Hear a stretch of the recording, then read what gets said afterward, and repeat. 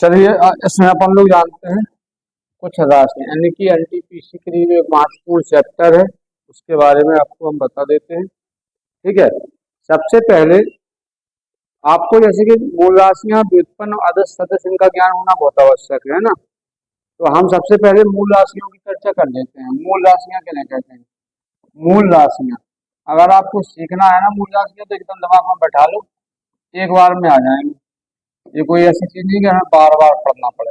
Definition इनकी simple सी होती है कि जो राशियां अन्य राशियों पर निर्भर नहीं रहती है ना, मतलब सीधी बात है, ऐसी भौतिक राशियां, मतलब जो दूसरों पर निर्भर ना रहे, जो दूसरों पर निर्भर ना रहे। दूसरों पर निर्भर का मतलब है, हाँ, दूसरों पर निर्भर ना हो। अब ये तो हो गई एक लाइन की बात, लेकिन हम अगर डेफिनेशन बना के बोलेंगे तो हम बोलेंगे कि ऐसी भौतिक राशियां जो अन्य राशियों पर निर्भर नहीं रहती हैं, उन्हें मूल राशियां कहते हैं। उन्हें मूल राशियां कहते हैं।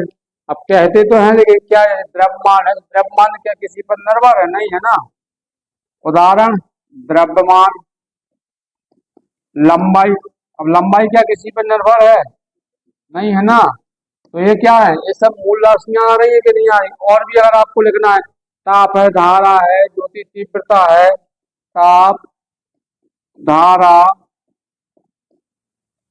ज्योति तीव्रता, ठीक है, आदि, ठीक है, कैंडेला वगैरह। तो कोई कह सकते हो कि ऐसी भौतिक राशियां जो अन्य राशियों पर निर्भर नहीं रहती हैं, उन्हें मूल राशियां कहते हैं। ये सब नापने वाले चीजें हैं, जैसे किसी चीज को मापते हैं उसी में भी दिखा देंगे। इसके साथ अगर आप पहुंच जाओ, मूल राशियां हो गई। अब आ जाओ दृष्टि के उल्टे, व्युत्पन्न। मूल राशियां हो गई।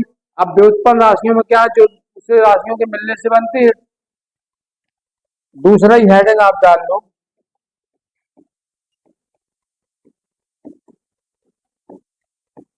व्युत्पन्न राशियां। ठीक है, व्युत्पन्न राशियां। अब व्युत्पन्न राशियों में क्या है, जो राशियां दो राशियों के मिलने से बन रही हैं, यानी जो राशियां किसी राशि के सहयोग से बनती है, जो सहयोग लेती है, किसी भौतिक राशि का क्या लेती है? सहयोग लेती है। सहयोग लेती है, तब उसका क्या हो पाता है? निर्माण हो पाता है। और इसी को क्या कहते हैं?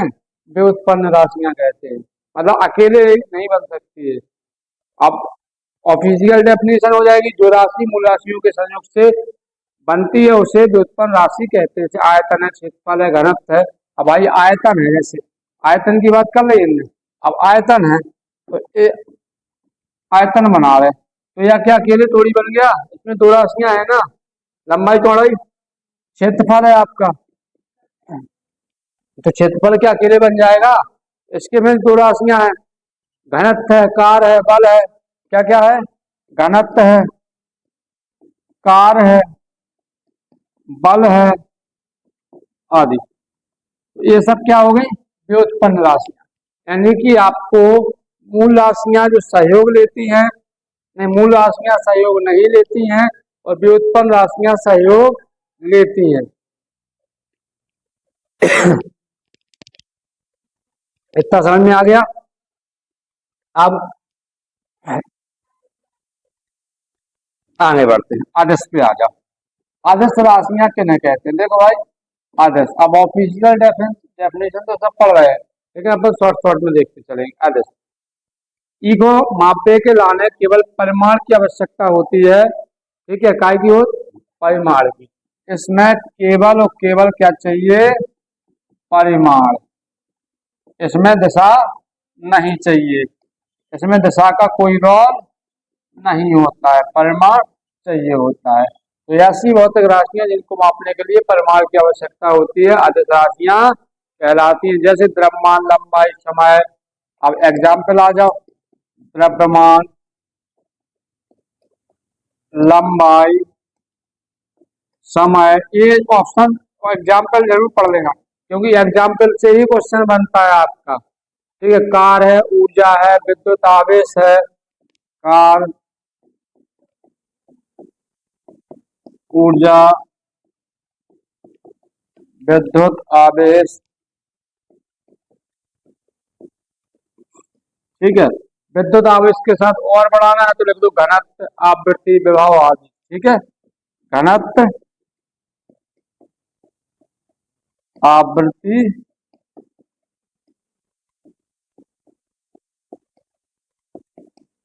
ठीक है, हो गया। अब आ जाओ सदस्य राशि में। सदस्य राशि की तरफ पढ़ लो अपन लोग, पढ़ तो सब चुके हैं, एक बार फिर से देख लो।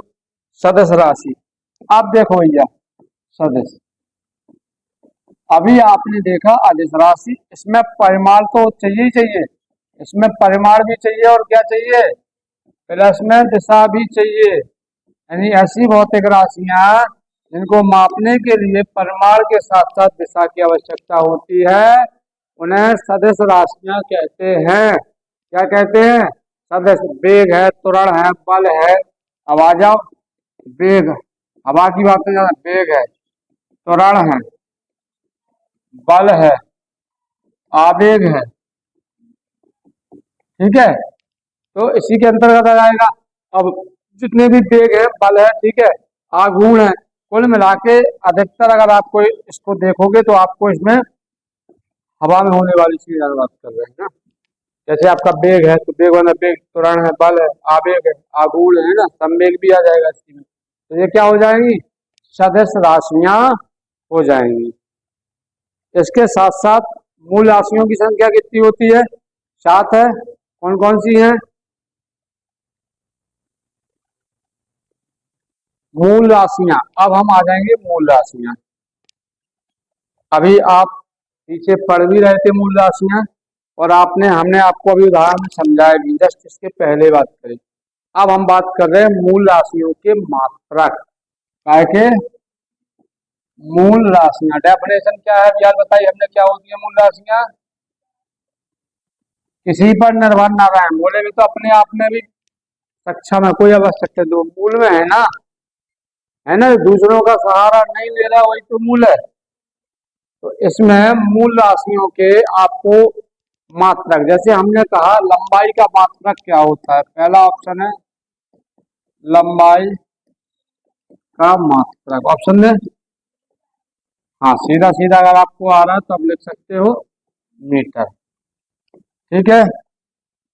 दूसरे नंबर पे आ जाओ, जल्दी से कमेंट में भी बता सकते हो, तो देख रहे हैं द्रव्यमान का मात्रक क्या होता है। पहले हम